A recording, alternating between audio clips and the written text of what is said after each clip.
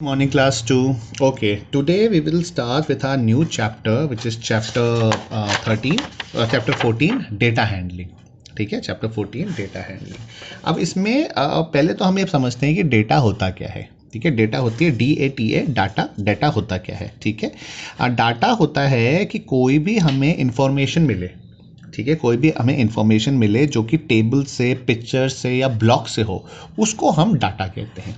ठीक है, जैसे कि मैं आपको एग्जांपल से समझाता हूँ कि डाटा से आप इंफॉर्मेशन कैसे निकाल सकते हो. ठीक है, जो डाटा से हम इंफॉर्मेशन निकालते हैं उसको हम कहते हैं ऑर्गेनाइजिंग डेटा. ठीक है, डेटा ऑर्गेनाइज करने का मतलब है उस डाटा में से, मतलब उस पिक्चर में से या उस टेबल में से या उस ब्लॉक फॉर्मेशन में से हमें इंफॉर्मेशन निकालनी है. कैसे निकाल सकते हैं हम इसको ऐसे निकालेंगे. जैसे कि सपोज करो, एक एग्जांपल लेते हैं. जैसे श्रेया को अपने भाई की पार्टी में बलून्स डेकोरेट करने थे.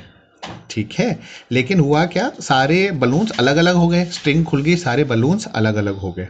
ठीक है, अब उसको ये पता करना है कि कौन सा बलून, कौन से कलर का बलून कितना था, कितने कलर्स के कितने बलून्स हैं हमारे पास. सब तो फैल गए, तो हम कैसे निकालेंगे, हम इसका डेटा बनाएंगे. हम क्या करेंगे, हम एक टेबल बनाएंगे. हम वहाँ पे लिखेंगे ये बलून का कलर, ग्रीन कलर का बलून है, रेड कलर का बलून है, येलो कलर का है, ब्लू कलर का है. यही है, देखो ग्रीन, रेड, येलो और ब्लू कलर के बलून है हमारे पास. तो हमने ये चारों कलर लिख दिए. अब हम इसको मार्किंग कैसे करेंगे, हम एक एक करके गिनते जाएंगे कि भाई देखो, एक बलून, ये एक ग्रीन बलून था. ठीक है, तो हमने यहाँ पे एक टिक कर दिया, ग्रीन बलून. फिर हमने देखा एक येलो बलून था, ये येलो बलून कट किया, तो हमने यहाँ पे दिया एक येलो बलून. फिर हमने देखा भी एक रेड बलून है, तो यहाँ पे एक रेड पे हमने टिक कर दिया. इसी तरीके से हम एक एक करके सारे बलून्स काउंट करते जाएंगे और यहाँ पे उनके सामने टिक लगाते जाएंगे. अगर ग्रीन बलून को हमने काउंट किया है तो ग्रीन के आगे टिक, रेड बलून को काउंट किया है तो रेड के आगे टिक, येलो को किया है तो येलो के आगे टिक. ऐसे करके हमारे ये सारे टिक्स हो गए. तो अब ग्रीन कितने टिक हुए, 1 2 3 4, तो हम ये लिख देंगे 4 बलून्स. रेड कितने टिक्स आए, 1 2 3 4 5, तो 5 बलून्स. येलो के 2 टिक आए तो 2 बलून्स, ब्लू के 3 टिक आए तो 3 बलून्स. अब देखो ऐसा ही हुआ ना, ग्रीन के कितने टिक आए थे, 4 4, तो यहाँ पे देखना ग्रीन 4 होंगे, 1 2 3 4 ग्रीन हो गए. रेड में 5 आ रहा है, तो यहाँ पे रेड 5 बलून्स होंगे, 1 balloon, 2 balloon, 3 balloon, 4 balloon, 5 balloon. Yellow के 2 बलून्स होंगे, ये रहे येलो के 2 बलून्स, और ब्लू के 3 होंगे, तो यहाँ पे ब्लू के आगे 1 2 3. तो ये आपका निकल गया डेटा. ये हमने डेटा निकाल लिया, ये हमारा डेटा तैयार हो गया. ओके, अब इसी डेटा के पे हमको ब्लॉक फॉर्मेशन करनी है. ठीक है, ब्लॉक्स में हमका उसको बताना हो डेटा कितना है. तो ग्रीन बलून कितने थे, तो यहाँ पे देखो आप पहले पेज पे ग्रीन बलून कितने थे हमारे, ग्रीन बलून थे 4. तो हम यहाँ पे क्या करेंगे, ग्रीन बलून के सामने 4 ब्लॉक्स शेड कर देंगे. ठीक है, ग्रीन 4 थे. अब यहाँ पे अगर रेड 5 थे तो हम रेड के आगे 5 ब्लॉक्स शेड कर देंगे. ठीक है, ये 5 हो गए. येलो कितने थे, यहाँ पे देखो येलो थे 2, ये येलो है ना, येलो पे 2, तो यहाँ पे हम येलो के 2 ब्लॉक शेड कर देंगे. इसी तरह इसके 3 ब्लॉक शेड कर देंगे. ठीक है, अब इसी बेस पे आपकी एक्सरसाइज है, सेल्फ प्रैक्टिस एक्सरसाइज 14. इसमें मैं आपको एक्सरसाइज के कुछ पार्ट्स करके आपको बताऊंगा ताकि आप इसको बहुत इजीली कर सको. मैं तीनों क्वेश्चंस के आपको सॉल्यूशंस करके बताऊंगा ताकि आपको समझ में आए कि एग्जैक्टली इसमें करना कैसे है. ठीक है, जैसे कि सेल्फ प्रैक्टिस एक्सरसाइज का क्वेश्चन नंबर 1 है, ये स्टेट करता है 20 स्टूडेंट्स थे क्लास में 2B में, और हमने उनसे फेवरेट सब्जेक्ट पूछे. 20 स्टूडेंट्स थे क्लास B में, उन सबसे हमने उनके फेवरेट सब्जेक्ट पूछे और ये उनके फेवरेट सब्जेक्ट इस तरीके से आ गए. अब आपको क्या करना है, इससे आपको डेटा निकालना है कि किस बच्चे को कितने सब्जेक्ट पसंद हैं. कैसे निकालेंगे, तो हम क्या करते हैं, ये देखो यहाँ पे सब्जेक्ट्स लिखे हुए हैं, इंग्लिश, हिंदी, साइंस, मैथ्स. ये सारे थे इंग्लिश, हिंदी, साइंस, मैथ्स. ठीक है, अब हम टिक करेंगे कि कितने बच्चों को इंग्लिश पसंद है, कितनों को हिंदी, कितनों को साइंस और कितनों को मैथ्स. कैसे करेंगे, एक एक करके हम टिक लगाते जाएंगे. पहला क्या है, मैथ्स, तो पहले हम यहाँ पे काटेंगे, मैथ्स हो गया और मैथ्स में एक टिक लगा देंगे, लग गया. अब उसके बाद क्या है, इंग्लिश, इंग्लिश को यहाँ से काटा और इंग्लिश में यहाँ पे हमने टिक लगा दिया. फिर आया साइंस, साइंस को हमने यहाँ से काटा, साइंस में हमने टिक लगा दिया. हिंदी को काटा, हिंदी में यहाँ पे टिक लगा दिया. फिर वापस साइंस, तो वापस साइंस में एक और टिक लगा दिया। मैथ्स, मैथ्स में एक और टिक लगा दिया। ऐसे ही इंग्लिश, इंग्लिश में टिक लगाया, फिर इंग्लिश आया, फिर से इंग्लिश में टिक लगाया, फिर मैथ्स आया, मैथ्स में टिक लगाया, साइंस आया, साइंस में टिक लगा दिया। अब आया इंग्लिश, फिर इंग्लिश में टिक लगा दिया।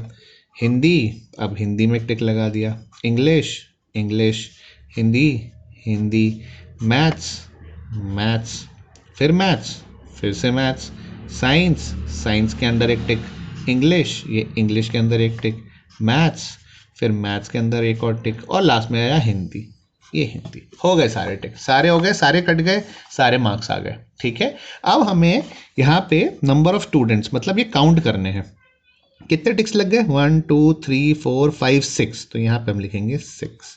हिंदी में कितने हुए, 1 2 3 4 4, साइंस में 1 2 3 4, और मैथ्स में 1 2 3 4 5 6, ये 6 बन गया हमारा डेटा तैयार। तो इस डेटा से क्या पता चलता है कि इन 20 स्टूडेंट्स में से 6 स्टूडेंट्स को इंग्लिश पसंद है, 4 स्टूडेंट्स को हिंदी पसंद है, 4 स्टूडेंट्स को साइंस पसंद है, और 6 स्टूडेंट्स को मैथ्स पसंद है।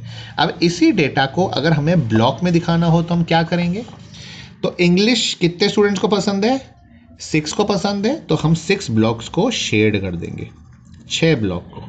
ये एक ब्लॉक शेड कर दिया मैंने, ठीक है, दूसरा ब्लॉक शेड कर दिया मैंने,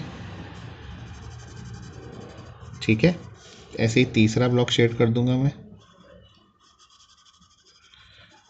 6 ब्लॉक शेड करने हैं मुझे, क्योंकि इंग्लिश में 6 बच्चे थे ना, इंग्लिश का डेटा 6 आया है ना, तो मैं यहाँ पे 6 ब्लॉक्स शेड कर दूंगा। ठीक है, ये हो गए मेरे 6 ब्लॉक्स शेड। अब उसी तरीके से हिंदी में कितने थे, 4 थे, तो यहाँ पे मैं 4 ब्लॉक शेड कर दूंगा। ठीक है, उसी तरह साइंस में कितने थे, साइंस में 4 थे, तो मैं यहाँ पे 4 ब्लॉक शेड कर दूंगा। ठीक है, और लास्ट में मैथ्स में कितने थे, मैथ्स में आपके 6 थे, तो उसमें मैं 6 ब्लॉक शेड कर दूंगा। इस तरीके से मेरा पूरा डेटा तैयार हो जाएगा। ठीक है, उस तरीके से मेरा पूरा डेटा ऐसे तैयार हो जाएगा। मेरे को उतने ही ब्लॉक शेड करने जितने यहाँ पे मेरे को नंबर्स आए हुए हैं। ये मैंने 4 ब्लॉक शेड कर दिए यहाँ पे। ठीक है, यहाँ पे भी मैंने 4 ब्लॉक शेड कर दिए, और लास्ट में मैथ्स में कितने थे, 6 थे, तो यहाँ पे मुझे 6 ब्लॉक शेड करने हैं। यहाँ पे मुझे 6 ब्लॉक्स शेड करने हैं।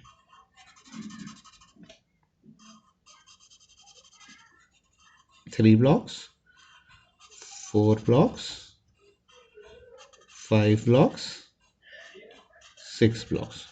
हो गया, बन गया मेरा डेटा तैयार। 6 blocks, 4 blocks, 4 blocks, 6 blocks। English में 6, इंग्लिश में 6 blocks, हिंदी में 4 blocks, हिंदी में 4 blocks, साइंस में 4 blocks, साइंस में 4, और मैथ्स में मेरे को 6 करने थे, तो मैथ्स में मैंने 6 ब्लॉक कर दिया। बन गया मेरा डेटा। ठीक है, इस तरीके से आपको करना है। ठीक है, इसी तरीके से आपका क्वेश्चन नंबर 3 भी ऐसा ही है।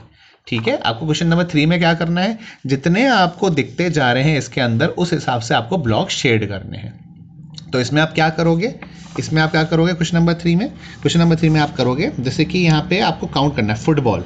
ठीक है, फुटबॉल कितनी है यहाँ पे काउंट करो, 1 फुटबॉल, 2 फुटबॉल, 3 फुटबॉल, 3 फुटबॉल्स हैं, तो यहाँ पे हम 3 ब्लॉक्स शेड कर देंगे। ठीक है, 1 ब्लॉक, 2 ब्लॉक, 3 ब्लॉक शेड कर दिया। क्रिकेट के किट्स कितने हैं, 1 2 3 4 5 6 हैं, 1 2 3 4 5 6, तो सारी हमको करने पड़ेंगे। ठीक है, ये सारे आप शेड कर दोगे, 1 2 3 4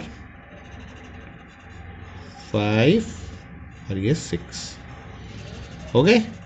अब उसी तरह से स्किपिंग में कितने हैं, स्किपिंग होती है रस्सी कूदना, स्किपिंग मतलब रस्सी कूदना। अब कैसे, 2 हैं, तो हम यहाँ पे 2 ही करेंगे, पूरे नहीं करेंगे, क्योंकि यहाँ पे 2 ही है ना, तो हम यहाँ पे 2 ही करेंगे। ओके, और लास्ट में बैडमिंटन बचा। बैडमिंटन के कितने रैकेट्स हैं, 1 2 3 4 हैं, तो यहाँ पे हम 4 शेड करेंगे, इसको हम 4 शेड करेंगे, 1 2 3 4। ये हमने कर लिया यहाँ पे। अब इस क्वेश्चन में हमसे यहाँ पे फिल इन द ब्लैंक्स भी पूछे गए हैं। ये जो डेटा हमने निकाल लिया ना, इस पे हमारे को फिल इन द ब्लैंक्स पूछे गए। अब जैसे क्वेश्चन पूछा गया है the sport like by the largest number, सबसे ज़्यादा कौन सा स्पोर्ट पसंद किया जाता है। तो सबसे ज़्यादा शेडेड किस में है, क्रिकेट में है, तो हम यहाँ लिखेंगे क्रिकेट। अब यहाँ पूछा है how many students like football, football कितने बच्चों को पसंद आता है। ये रहा आपका नंबर ऑफ स्टूडेंट्स 1 2 3, 3 बच्चों को पसंद आता है। The sports like by the smallest number, सबसे कम स्पोर्ट्स किसको पसंद, कौन सा स्पोर्ट सबसे कम पसंद किया जाता है। तो सबसे कम किस में है, इसमें है। क्या नाम है स्पोर्ट्स का, स्किपिंग। तो यहाँ पे हम लिखेंगे स्किपिंग। आपसे अगर स्पोर्ट्स पूछा जाए तो आपको स्पोर्ट्स लिखना है, आपको स्टूडेंट्स पूछा जाए तो आपको स्टूडेंट्स लिखने हैं। जैसे यहाँ पे स्पोर्ट्स पूछा था, हमने यहाँ पे स्पोर्ट्स में से लिखा क्रिकेट। यहाँ पे स्पोर्ट्स पूछा गया तो हमने यहाँ से लिखा स्किपिंग। लास्ट वाले में भी आपसे स्पोर्ट्स पूछा गया है which sport is like by 4 students, कौन से स्पोर्ट्स 4 लोग पसंद करते हैं। 1 2 3 4, बैडमिंटन, बैडमिंटन पसंद करते हैं 4 लोग। ठीक है, इस तरीके से आपको ये इंटरप्रेट करके फिल इन द ब्लैंक्स करने हैं। अच्छा, एक आपका डेटा ऐसे भी आता है कि आपके पास पूरा डेटा है और आपको सीधे फिल इन द ब्लैंक्स करने हैं, तो आप इसको कैसे करेंगे। अब यहाँ पे देखो क्या दिया हुआ है, the following chart shows the number of birthdays of the students in class each month.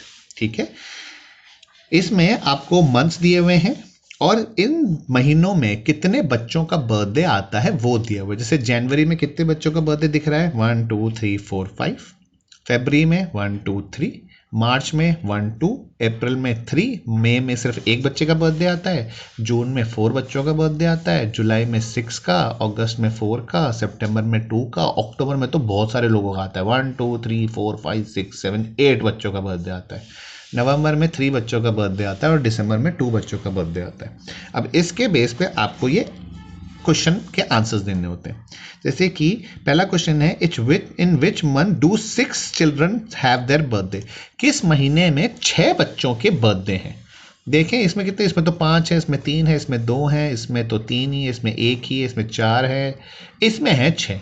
जुलाई में 6 बच्चों के बर्थडे से, और किसी में है क्या, और किसी में नहीं है। तो हमको मिल गया हमारा आंसर जुलाई। आपसे पूछा गया इन विच मंथ, आपको आंसर मंथ में देना है, आप लिखेंगे जुलाई।